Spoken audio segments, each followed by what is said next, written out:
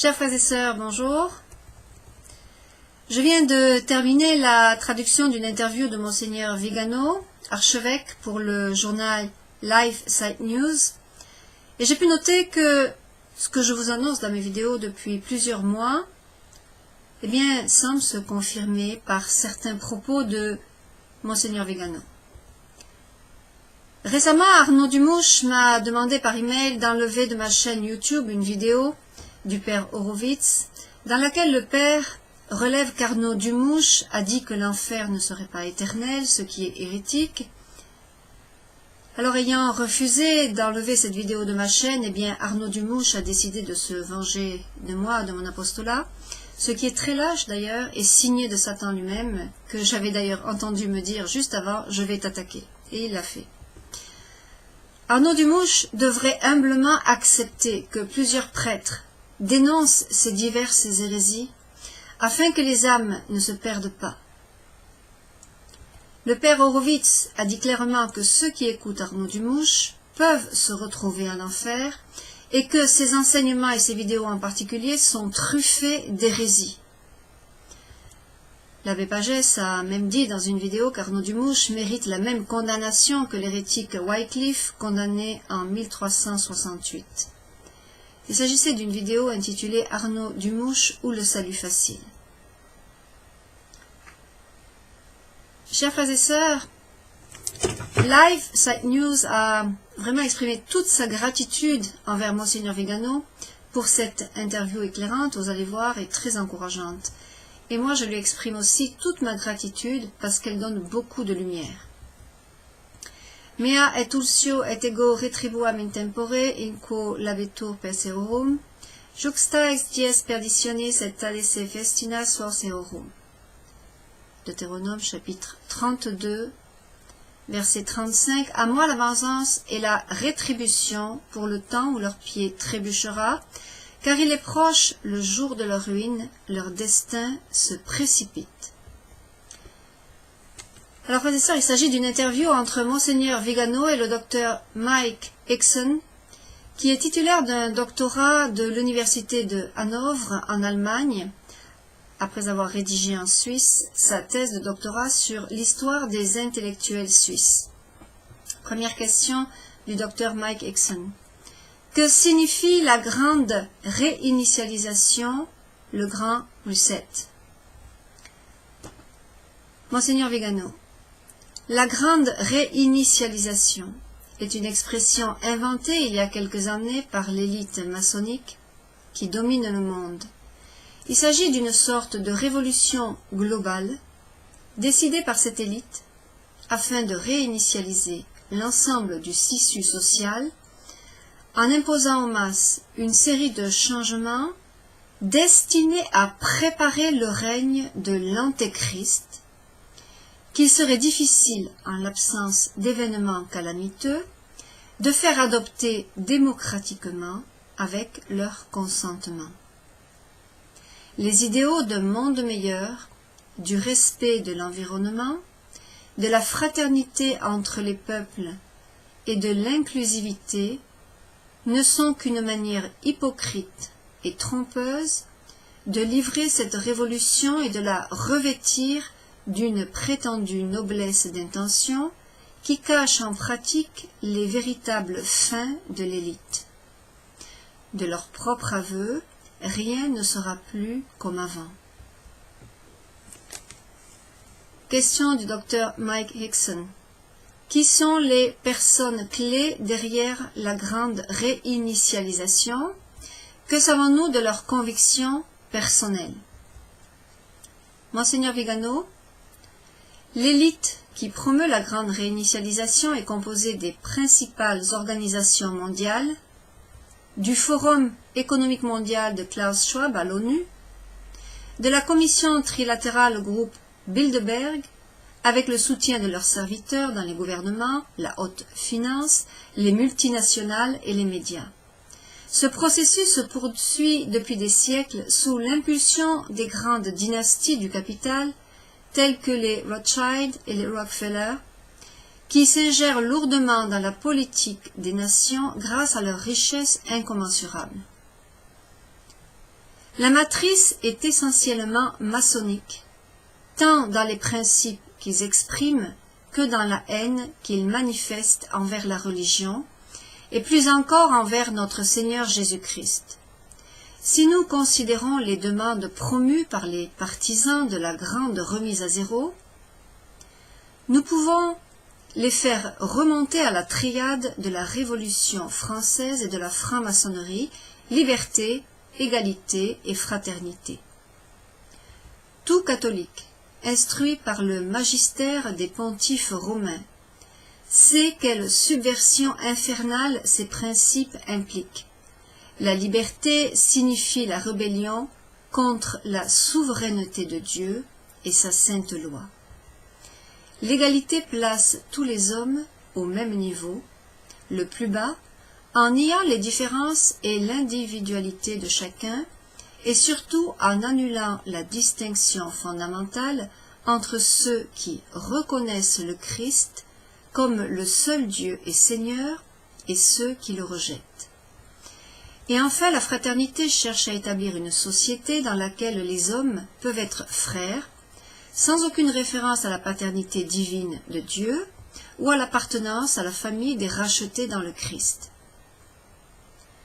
Considérons une chose importante, l'homme est fait à l'image de Dieu en ce sens qu'il reflète, dans ses facultés, les attributs de la très sainte Trinité, la puissance du Père, la sagesse du Fils, l'amour du Saint-Esprit. La grande remise à zéro veut renverser cette correspondance connaturelle de l'homme avec son Créateur, Seigneur et Rédempteur dans une parodie blasphématoire, désarticuler sa mémoire, déformer son intelligence, pervertir sa volonté. Tout ce qui est fait au nom de l'idéologie mondialiste a ce but inavoué mais très évident.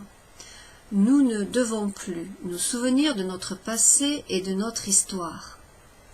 Nous ne devons plus savoir reconnaître le bien et le mal. Nous ne devons plus désirer la vertu et rejeter le vice. En effet, nous sommes conduits à condamner le bien comme intolérant et à approuver le mal comme une libération et une rédemption de la morale chrétienne. Et si Dieu est rejeté comme Père, il ne doit plus y avoir de paternité même dans l'ordre naturel, car la paternité naturelle est un miroir de la paternité divine. C'est pourquoi il y a cette haine théologique contre la famille naturelle et contre la vie à naître. Si Dieu n'est pas mort pour nous sur la croix, il ne doit plus y avoir de souffrance, de douleur, de mort, parce que dans la douleur nous sommes capables de comprendre le sens du sacrifice et de l'accepter par amour pour celui qui a versé son sang pour nous. Si Dieu n'est pas amour, il ne doit plus y avoir d'amour entre les hommes, mais seulement la fornication et la satisfaction des plaisirs. Car si nous désirons le bien des autres, nous sommes amenés à partager avec eux le don le plus précieux que nous ayons, la foi, et nous ne pouvons pas les abandonner à la chute dans l'abîme au nom d'un concept pervers de liberté. Ce ne sont pas des athées. Ils ne nient pas l'existence de Dieu, mais ils le haïssent, tout comme Lucifer le hait.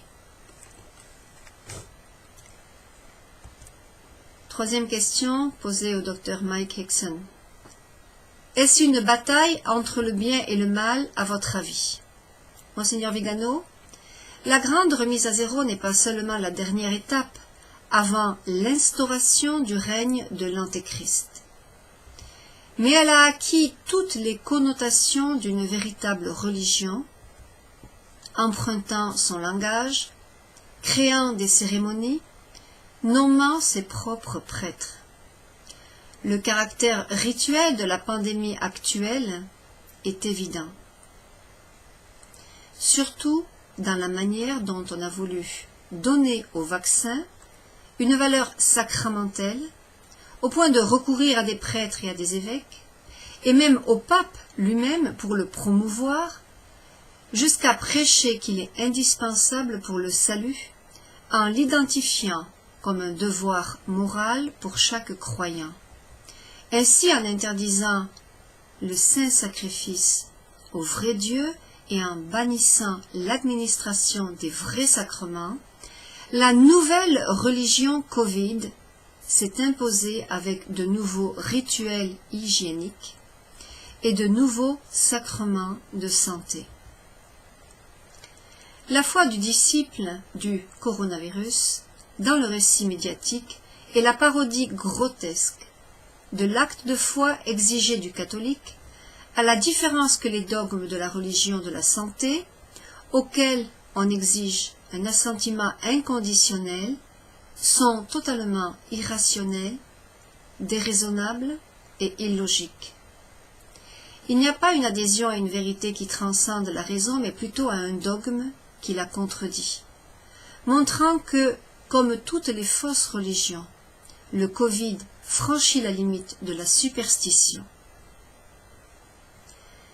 Ceux qui croient au Covid se trouvent ainsi dans la situation de devoir donner la preuve de leur soumission à ces ministres sacrés, même face à des concepts qui répugnent à la science médicale et au bon sens. L'utilisation de masques est obligatoire, même s'il ne protège pas de la contagion. Le vaccin est imposé même s'il ne donne pas l'immunité. Les traitements non approuvés par le Sanhédrin de la santé sont interdits, même si leur efficacité est évidente.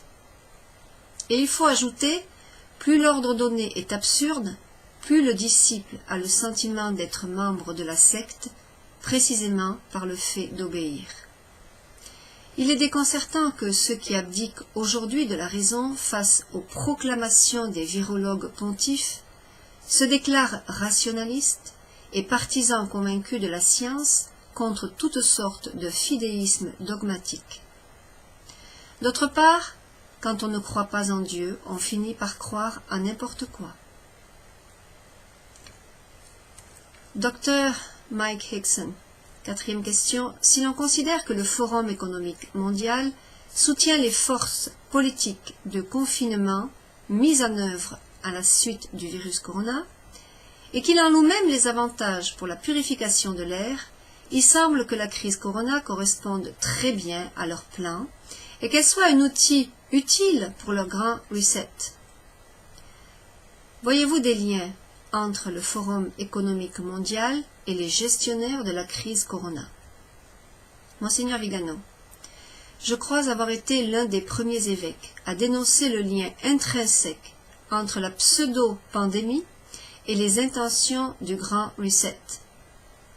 Il existe une déclaration très intéressante et révélatrice de Pierre J. Gilbert qui date de 1995, qui énumère toutes les étapes que nous voyons aujourd'hui se dérouler sous nos yeux avec la farce tragique du Covid, depuis l'inoculation massive d'un vaccin jusqu'à la création de camps de détention pour les dissidents. Ce franc-maçon converti a révélé les objectifs de l'infâme secte il y a 25 ans. À l'époque, sa dénonciation avait été taxée de délire absurde d'un conspirationniste, mais aujourd'hui elle s'avère vraie dans toute sa réalité crue et terrible, démontrant que le plan de la grande remise à zéro ordonné par les ennemis de Dieu ne se limite pas aux seuls aspects économiques qu'il utilise comme outil pour maintenir le monde de la finance lié à lui, mais qu'il s'étend à l'essence même de nos vies, en tant qu'individus et membres de la société, afin d'annuler tout vestige de christianisme. Derrière tout cela, il y a le malin qui compte aujourd'hui sur un groupe d'adeptes très organisés. Nous devrions nous libérer, une fois pour toutes, du récit absurde des grands médias qui affirment que le Covid-19 est un virus mortel face auquel les nations doivent s'organiser pour faire face à une pandémie d'urgence inattendue et difficile à contenir. Tout d'abord, selon d'éminents experts, le Covid serait le résultat d'une manipulation effectuée dans un laboratoire de Wuhan. Ensuite, ce virus, qui n'est pas mortel en soi, pourrait être combattue efficacement avec les médicaments existants et des thérapies peu coûteuses, alors que l'OMS a donné des directives erronées et trompeuses, suggérant des protocoles aux résultats dévastateurs, empêchant les soins à domicile et augmentant les complications en imposant des thérapies pour un syndrome respiratoire plutôt que circulatoire. Elle a en outre ordonné l'enregistrement de tous les morts comme étant dus au Covid, indépendamment de la cause réelle du décès, décourageant les autopsies et allant même jusqu'à recommander la crémation des cadavres. Sur la base de ces chiffres gonflés, les médias ont créé une alarme sociale, une action de véritable terrorisme envers toute la population, imposant des fermetures injustifiées, des masques inutiles et une distanciation sociale. Pour détecter la prétendue positivité du virus, on a utilisé des écouvillons et des tests totalement inappropriés à des fins de diagnostic et qui donnent des résultats facilement falsifiables, comme l'a signalé leur créateur. Enfin, elle a promu l'utilisation d'un prétendu vaccin, qui est en fait un sérum génétique, certes inefficace en ce qui concerne l'immunité virale, et dont les effets secondaires à court terme sont largement démontrés, tandis que les effets à long terme restent à voir. Il s'agit d'un vaccin qui, ayant été produit pour combattre un virus mutant, est destiné à devoir être renouvelé périodiquement sur la base des variants fantômes du Covid, un vaccin que la science médicale rudimentaire déconseillerait d'administrer en pleine pandémie, car il pourrait entraîner des formes de résistance immunologique. Dans ce plan criminel, la science s'est transformée en ésotérisme, les médecins en sorciers et les dissidents en hérétiques à excommunier ou à soumettre à un traitement médical obligatoire. Les mêmes erreurs, par exemple, la décision d'hospitaliser les personnes âgées dans des maisons de retraite, propageant ainsi la contagion et exterminant des milliers de personnes fragiles, après avoir affaibli leur système immunitaire, ont été commises à différentes époques et dans différents contextes, même en présence de précédents sans équivoque, selon un plan commun. Il est clair qu'il y a un seul scénario sous une seule direction, avec des acteurs qui récitent le rôle qui leur a été donné. J'ajouterai comme preuve de ce que je dis depuis un an que les nations qui n'ont pas appliqué les mesures de confinement et les traitements imposés par l'OMS sont celles qui ont enregistré le plus faible nombre de décès, et certaines nations qui n'ont pas accepté les diktats des organisations mondiales ont subi des coups d'État, des tentatives de corruption ou ont été éliminées. Je pense par exemple à la Biélorussie ou à la Tanzanie, pour ne citer que deux des cas les plus notables, sans oublier que les statistiques officielles du nombre total de décès en 2020 sont presque partout inférieures à la moyenne des dernières années. Si Covid était une vraie pandémie, alors il devrait y avoir des chiffres similaires à ce qui s'est passé en 1918 et 1920 avec la grippe espagnole. En conclusion, la Covid est un prétexte pour donner un semblant de légitimité aux restrictions des libertés naturelles et des droits individuels fondamentaux, de manière à créer une crise économique et sociale qui rendra irréversible la grande réinitialisation. L'état actuel d'épuisement économique des pays européens, en particulier ceux de tradition catholique comme l'Italie, l'Espagne, le Portugal, l'Irlande et la Pologne, les oblige à se soumettre au chantage de l'Union européenne et à se laisser dépouiller par les multinationales américaines, chinoises, allemandes, françaises. Parallèlement à la déstructuration du tissu économique, il a été décidé de concentrer les profits dans quelques multinationales comme Amazon, Just Eat, Ikea et d'autres, dont la grande distribution qui ont énormément profité de la fermeture des petites et moyennes entreprises et des restaurants.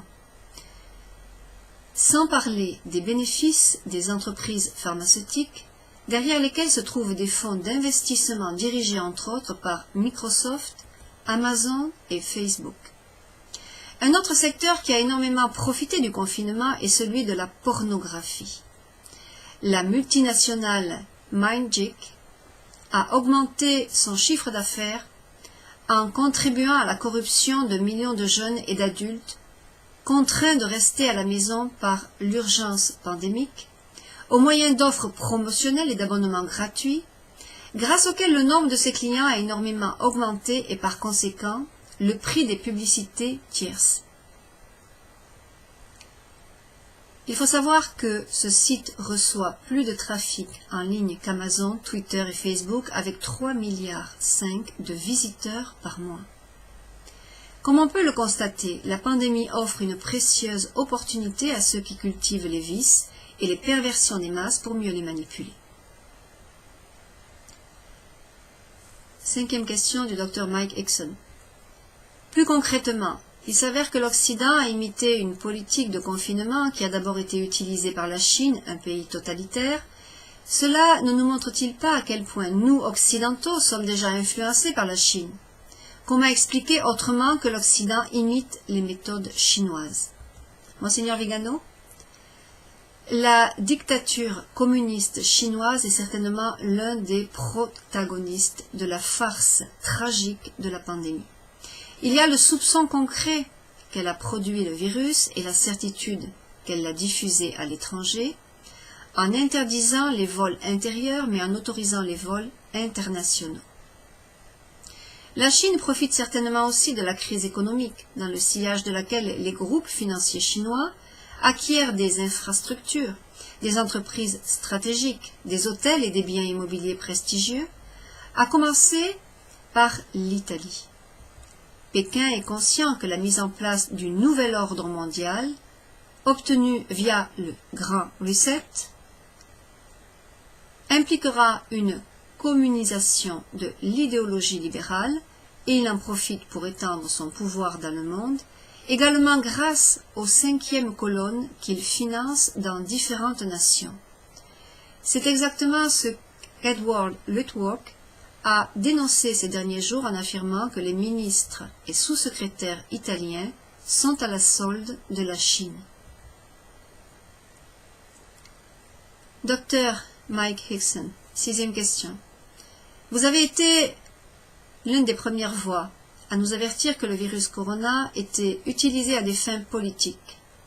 Je me souviens qu'au tout début, en mars de l'année dernière, j'ai été fortement influencé par des personnes telles que le docteur Richard Hatchett, immunologiste, qui a déclaré « C'est la maladie la plus effrayante que j'ai rencontrée dans toute ma carrière » et il a comparé le virus corona à la situation de la Seconde Guerre mondiale et a fait l'éloge du succès et des incroyables séries d'interventions entreprises par les communistes chinois à Wuhan. Je réalise maintenant qu'il travaille sur un vaccin contre ce virus et qu'il est financé pour cela à hauteur de 20 millions de dollars par la fondation Bill et Melinda Gates. Cet exemple pourrait-il expliquer comment nous en sommes venus à accepter des restrictions aussi brutales dans nos vies et qu'il y a bien eu une collaboration de différentes forces pour nous effrayer. Monseigneur Vigano dit, la fondation Bill and Melinda Gates figure parmi les principaux sponsors du virus. Et dans le même temps, comme je l'ai mentionné précédemment, Microsoft est le premier actionnaire du fonds d'investissement BlackRock qui finance Pfizer, Moderna et AstraZeneca. En outre, la fondation figure parmi les principaux sponsors de l'OMS et a des ramifications dans de nombreuses organisations sanitaires sociales et internationales. Nous savons que, dans de nombreux discours, Bill Gates a théorisé l'utilisation de la pandémie pour réduire la population mondiale et qu'il détient le brevet des systèmes de suivi de la santé des populations, ainsi qu'un système de paiement qui s'interface avec la puce de suivi. Dire que Gates est un philanthrope, c'est comme dire que Jack l'Éventreur était un fan d'anatomie.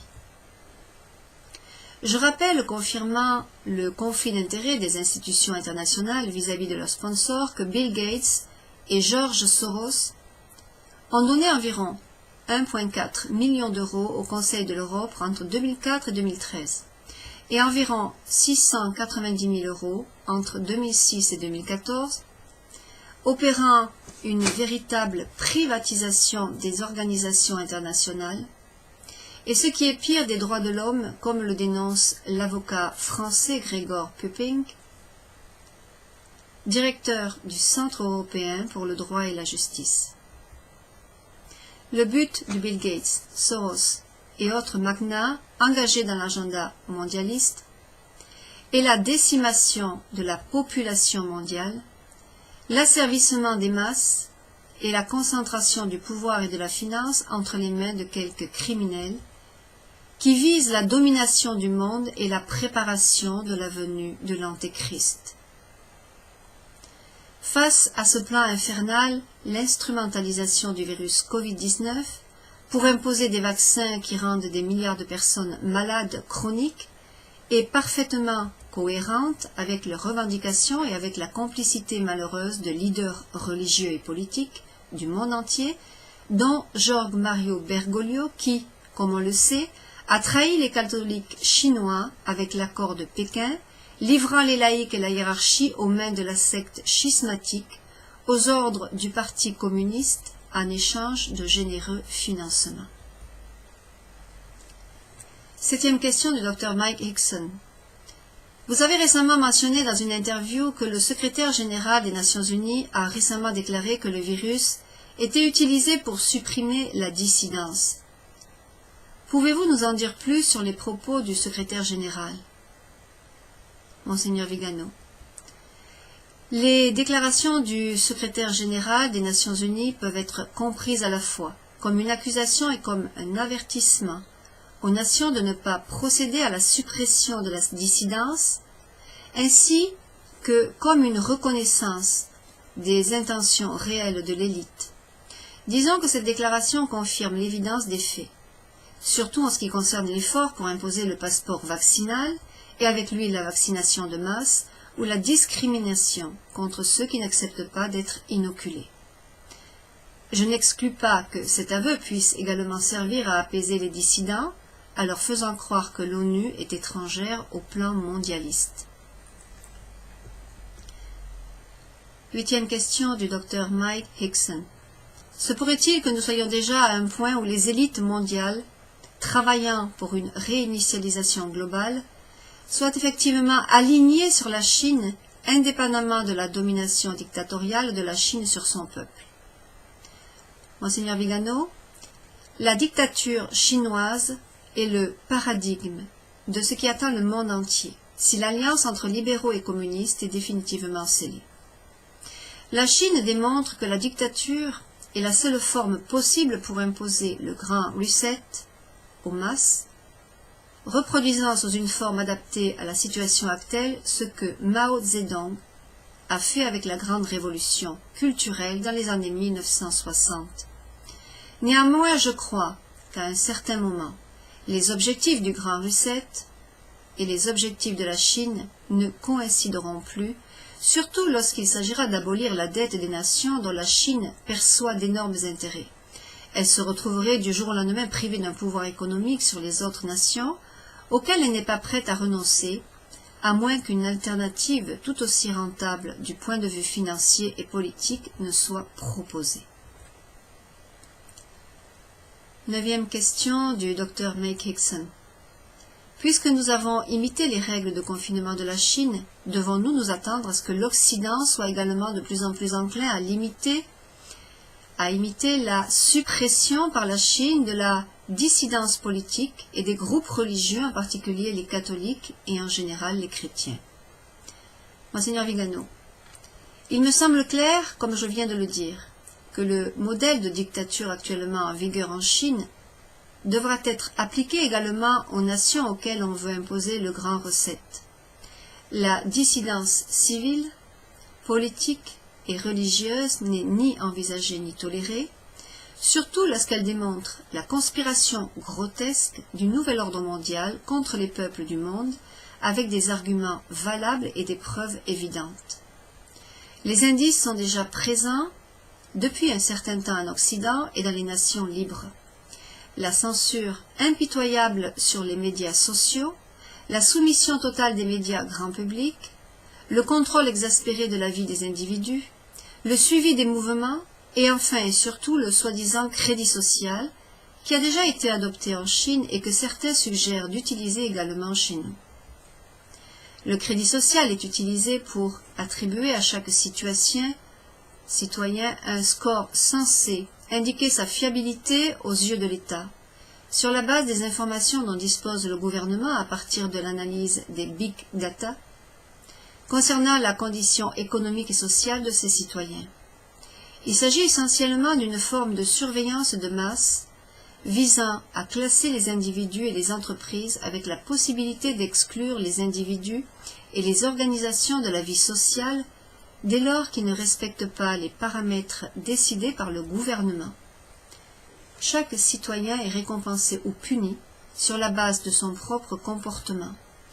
Parmi les types de punitions, on peut citer l'interdiction de prendre l'avion, l'exclusion des écoles privées, le ralentissement de la connexion Internet, l'exclusion des emplois de prestige, l'interdiction de réserver des séjours dans les hôtels et enfin l'inscription sur une liste publique d'interdiction. Si l'on considère les mesures adoptées grâce à la pandémie concernant le passeport vaccinal, il me semble que le modèle chinois est déjà en passe d'être appliqué presque partout. En ce qui concerne la répression de la dissidence religieuse, il faut noter que Bergoglio a démontré qu'il veut remplacer l'Église catholique par une structure œcuménique et mondialiste qui ne conserve que le nom ou la marque de l'époux du Christ. Ce n'est pas une coïncidence si, même dans les milieux catholiques, on assiste à une délégitimation toujours plus forte de ceux qui ne sont pas disposés à renoncer à la foi au nom de la soumission à l'idéologie dominante. Et à l'opposé, le Saint-Siège se garde bien de condamner les doctrines hétérodoxes, promues par diverses conférences épiscopales, à commencer par celles d'Allemagne, de Belgique et d'Hollande. En effet, la base idéologique de ces doctrines, par exemple la bénédiction des couples sodomites, ou l'indifférentisme religieux, promu par le soi-disant dialogue œcuménique, se trouve dans le magistère de Bergoglio et est cohérente avec l'approche hérétique commencée par Vatican II, qui a entamé le processus de dissolution de la société traditionnelle qui a suivi la révolution de 1968 en Europe et en Amérique, et comme nous le disions, la révolution culturelle en Chine. 10e question du Dr Mike Hickson. À la lumière d'une possible collaboration croissante entre les élites mondiales de la grande réinitialisation et la Chine, œuvrant pour une société moins libre, que pensez-vous de l'avertissement de Notre-Dame de Fatima, selon lequel, sans une consécration appropriée de la Russie, celle-ci répandrait ses erreurs dans le monde entier, le communisme étant sa principale erreur? Monseigneur Vigano. L'échec de la consécration de la Russie au cœur immaculé de Marie a conduit à la propagation du communisme dans le monde entier. Aujourd'hui, nous voyons le communisme allié à l'autre ennemi juré du christianisme, le libéralisme. Cette alliance infernale doit conduire à l'instauration de l'ordre nouveau et à l'avènement de l'Antéchrist. Nous n'oublions pas que la Vierge a dit qu'avant la persécution finale, le monde connaîtra une période de paix. Je pense que le grand recette et le projet satanique de l'ordre nouveau sous la synarchie maçonnique n'a pas encore réussi à s'imposer, même si nous en sommes très proches. J'espère et je prie pour que la providence divine utilise cette pseudo-pandémie pour nous montrer le monde dystopique qui nous attend si nous ne revenons pas à Dieu, si nous persistons à l'offenser et à violer ses commandements, si nous renions la royauté divine de notre Seigneur, préférant vivre sous la tyrannie du mal. de nombreuses personnes qui jusqu'à hier étaient encore convaincues de la bonté du projet mondialiste et de sa compatibilité avec la foi, commencent à comprendre à quel point il est anti-humain et antichristique. Tout n'est peut-être pas perdu. Si nous savons comprendre qu'il n'y a de paix que là où le Christ est reconnu comme roi. Pax Christi in regno Christi. Ceux qui croient pouvoir construire une société prospère et pacifique, sans en placer le fondement sur le roc de notre Seigneur, auront la même fin que ceux qui ont voulu construire la tour de Babel pour défier Dieu. Dextera tua Domine, magnificata es in fortitudine. Dextera tua Domine, percussit inimicum. Exode chapitre 15, verset 6, ta droite, Yahvé, s'illustre par sa force, ta droite, Yahvé, taille en pièces l'ennemi. Dernière question du docteur Mike Hickson. Que pouvons-nous faire, nous catholiques, pour arrêter un processus aussi effrayant dans le monde entier et restaurer nos libertés constitutionnelles qui ont été empiétées et limitées au nom d'une crise sanitaire? Monseigneur Vigano, la violation des libertés constitutionnelles n'est qu'un aspect du problème. Avant cela, il y a la violation de la loi de Dieu, au nom de laquelle l'avortement, l'euthanasie, la sodomie et les pires perversions sont appelés droits, alors qu'ils représentent en fait un défi à la majesté de Dieu. Rappelons-nous bien ceci. Deus non irredetur. On ne se moque pas de Dieu. Galates chapitre 6 verset 7. On ne peut pas jouer avec Dieu, et encore moins le défier. Pour arrêter cette course infernale vers l'abîme, nous n'avons qu'une seule solution. Changer notre vie en nous convertissant radicalement, évangéliser ceux qui ne croient pas par la parole et l'exemple, prier le Seigneur en lui demandant de faire en sorte que la hiérarchie de l'Église redevienne un témoin de Christ et non un esclave du monde, invoquer la très sainte Vierge en lui demandant de nous accorder un pape saint et craignant Dieu, qui se comportera comme un nouveau prophète dans cette Ninive qu'est le monde moderne, en admonestant les puissants de la terre comme Jean-Paul II savait encore le faire sur des thèmes fondamentaux comme le respect de la vie de la conception à la mort naturelle ou la famille. Cessons de croire que nous pouvons nous posséder de Dieu, de penser qu'il suffit de suivre n'importe quel credo pour être sauvé, ou que le Dieu un et trine, qui s'est révélé à nous et qui a sacrifié son Fils unique pour notre salut, peut être mis sur le même plan que les idoles fausses et mensongères, à commencer par la maudite Pachamama. Cherchons plutôt à faire régner le Christ avant tout dans nos cœurs et par conséquent dans nos familles, afin qu'il règne aussi dans nos sociétés. Si nous savons être le sel de la terre, Matthieu chapitre 5 verset 13, pour la restauration du royaume de notre Seigneur, la société ne peut qu'en bénéficier. Si au contraire nous suivons le plan infernal du Grand Reset, au nom d'une impossible fraternité entre le bien et le mal, nous serons inexorablement voués à la condamnation d'être piétinés par les hommes avec les ennemis de Dieu. Monseigneur Carlo Maria Vigano, 9 avril 2021. Feriasis infra octavam pasce.